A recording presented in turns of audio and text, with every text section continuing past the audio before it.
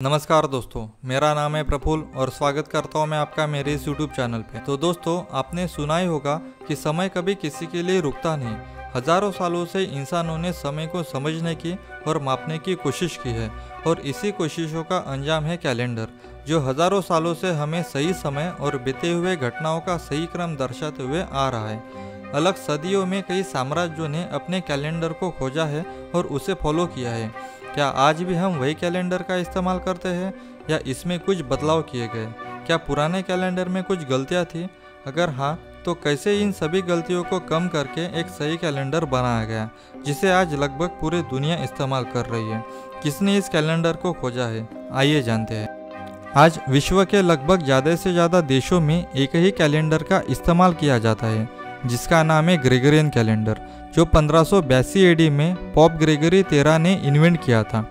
Gregorian calendar के पहले हम जूलियन कैलेंडर का इस्तेमाल करते थे, जिसे रोम के देवता जूलियस सीजर ने 46 बीसी में इन्वेंट किया था, जो कि एक सोलर सिस्टम बेस्ड कैलेंडर था, जिसमें पृथ्वी को सूरज का एक चक्कर लगाने को 365 दिन लगते थे। इसलिए जूलियन कैलेंडर में एक साल 365 दिन का होता था। हालांकि जूलियन कैलेंडर में एक साल में 365.25 दिन होते थे। एक साल में 0.25 दिन, ऐसे 4 साल मिला के एक दिन बढ़ जाता था। इसलिए चौथे साल में ये एक दिन एडजस्ट करने के लिए चौथा साल 366 दिनों का होता था। और यही से कंसेप्ट शुरू हुआ लीप ईयर का। जो भी साल 4 से डिवाइड होता है, उस ईयर में 366 दिन होते हैं और उसे लीप ईयर कहते हैं। लेकिन जूलियन कैलेंडर में कुछ गलतियां थी। जूलियन कैलेंडर के हिसाब से एक साल में 365.25 दिन होते थे और सोलर कैलेंडर के हिसाब से एक साल में 365.2425 दिन या फिर 365 दिन 5 घंटे 49 मिनट 12 सेकंड्स होते थे। और इस डिफरेंस की वजह से हर साल में 11 मिनट का डिफरेंस हो जाता था। हर साल में 11 मिनट्स एक्स्ट्रा बढ़ जाते थे। शुरू में ये डिफरेंस उतना बड़ा नहीं लगता था, बट 16वीं सदी आते आते पूरे 10 दिनों का डिफरेंस हो गया। त्योहार जब आगे पीछे होने लगे, जैसे कि ईस्टर, जो कि क्रिश्चियन द्वारा मनाया जाने वाला त्यौहार है, जो 21 मार्च को मनाया जाता था, वो 11 मार्च को ही आ गया।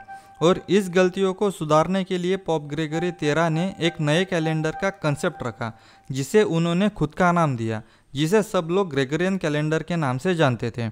ग्रेगोरियन कैलेंडर 4 अक्टूबर 1582 एडी में लागू किया गया, लेकिन जूलियन कैलेंडर में 10 दिन की कमी के कारण उस कमी को सुधारने के लिए या फिर पूरा करने के लिए और सोलर कैलेंडर से मैच करने के लिए 1582 एडी अक्टूबर मंथ में 4 अक्टूबर के बाद सीधा 15 अक्टूबर तारीख ली गई। और ग्रेगोरियन कैलेंडर में लीप ईयर का कंसेप्ट कुछ इस तरह लिया गया।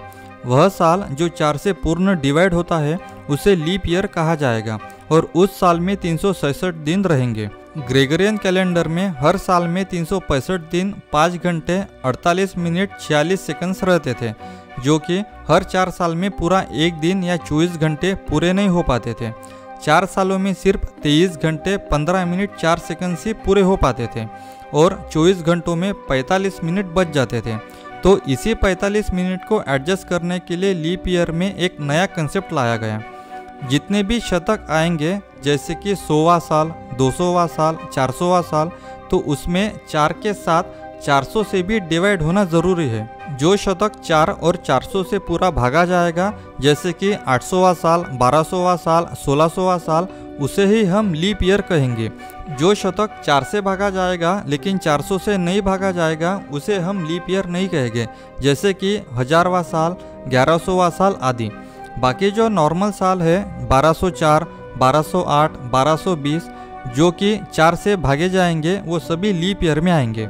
इस तरह ग्रेगोरियन कैलेंडर में पुराने जूलियन कैलेंडर की कमियों को पूरा किया। इस कैलेंडर को अलग अलग देशों ने अलग अलग टाइम पे स्वीकारा। इटली, फ्रांस, स्पेन, पुर्तगाल आदि देशों ने इसे 1582 एडी में स्वीकारा, जबकि इंग्लैंड ने इसे 1752 एडी में स्वीकारा। तब तक कैलेंडर में 10 दिनों का डिफरेंस बढ़कर 11 दिनों का हो गया था। जब इंग्लैंड ने ग्रेगोरियन कैलेंडर को 2 सितंबर 1752 एडी में स्वीकारा, तब 11 दिन बढ़ने के कारण कैलेंडर में 2 सितंबर के बाद 14 सितंबर की तारीख ली गई। अगर बात करते हैं भारत की, तो भारत ने ग्रेगोरियन कैलेंडर को 22 मार्च 1957 एडी में स्वीकारा। आज ग्रेगोरियन कैलेंडर दुनिया का सबसे व्यापक कैलेंडर है। दुनिया के लगभग सभी देश यह कैलेंडर इस्तेमाल करते हैं, चाहे उनका अपना कैलेंडर भी क्यों न हो। ग्रेगोरियन कैलेंडर एक सिंपल इन्वेंशन नहीं था, यह एक ऐसी खोज थी जो कई सालों की समस्याओं को सुलझाने के लिए की गई थी। तो ये थी ग्रेगोरियन कैलेंडर के बारे में संपूर्ण जानकारी। आशा करता हूँ आपको हमारा ये वीडियो पसंद आया। अगर आपको हमारा ये वीडियो पसंद आया तो इस वीडियो को लाइक कीजिए और ऐसे ही वीडियो देखने के लिए हमारे चैनल को सब्सक्राइब कीजिए और इतिहास की जानकारी लेने के लिए हमारे साथ जुड़े रहिए। मिलते हैं हमारे नेक्स्ट वीडियो में, तब तक के लिए टेक केयर।